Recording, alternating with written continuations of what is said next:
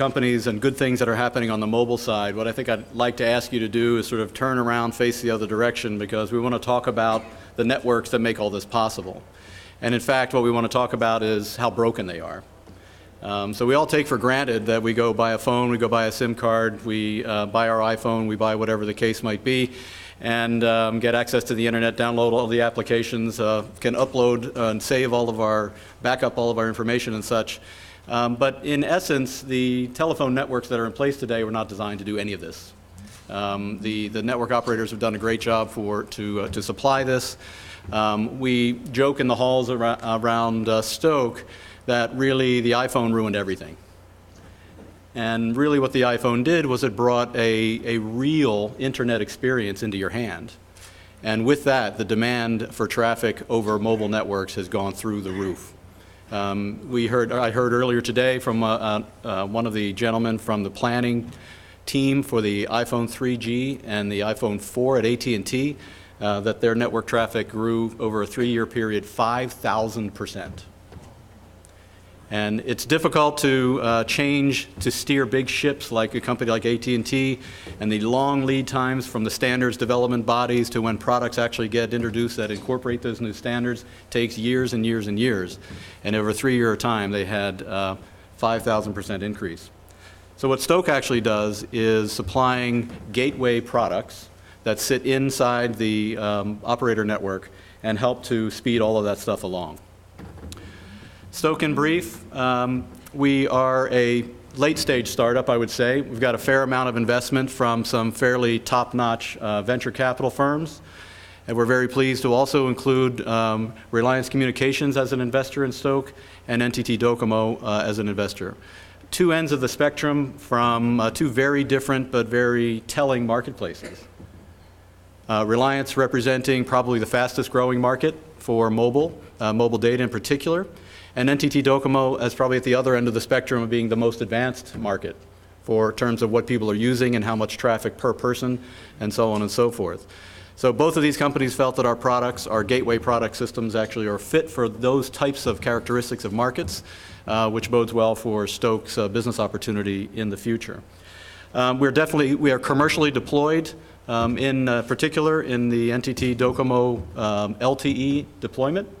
As you know, they're one of the early adopters and early rollout of the LTE network space, and we are providing a key function, communicating or connecting the remote radio systems with the core network.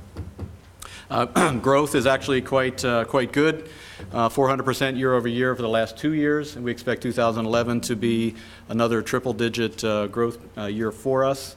Gotten some industry recognition, including TIE 50. We're very pleased about that.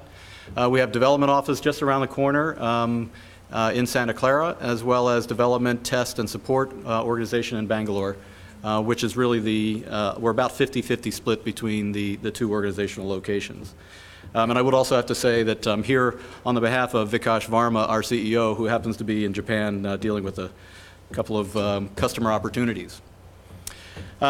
Been sort of skirting around this. The commercial applications that Stoke offers is around mobile broadband data delivery. We help speed up the delivery and provide more capacity, improve the operator's return on investment for their data service delivery applications, and at the same time improve user experience. These are the two systems that we offer. The line cards that we've developed for these two systems are interchangeable between the two. There's only 2 of them. And we boast, probably the biggest thing about our system is line rate performance and line rate packet processing at multi-gigabit rates.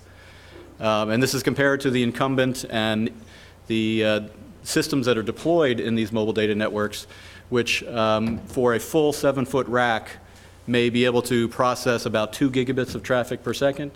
And in our devices at 5 rack units, we're processing 16 gigabits today. We'll be moving to 60 gigabits before the end of the year. So you can see the level of increase in capacity required to support today's data, mobile data applications needs a lot more throughput in these devices. So I've been talking about this.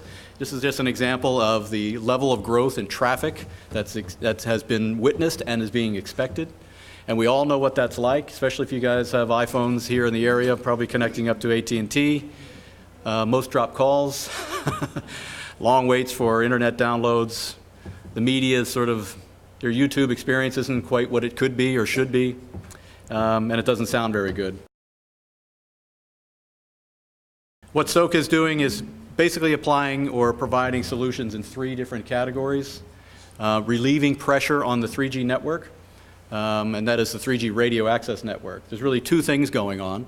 There is congestion just by the sheer number of people and the number of applications that people are using, but there's also a spectrum shortage, right? Folks are looking at the long-term evolution, the next generation 4G network, as a means to improve the efficiency of their spectrum use. For the same amount of bandwidth, you'll get more bits through.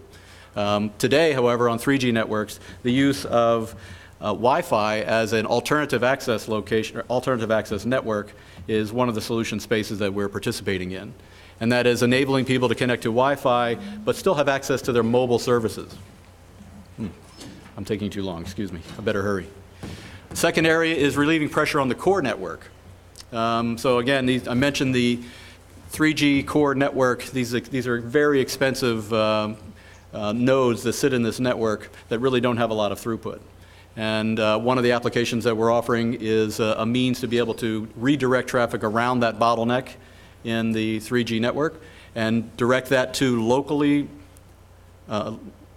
local resources, whether that be a content delivery network, whether there be some optimization services, and has the sense of bringing the content closer to the user, reducing latency, improving user experience, also reducing the cost to carry those bits.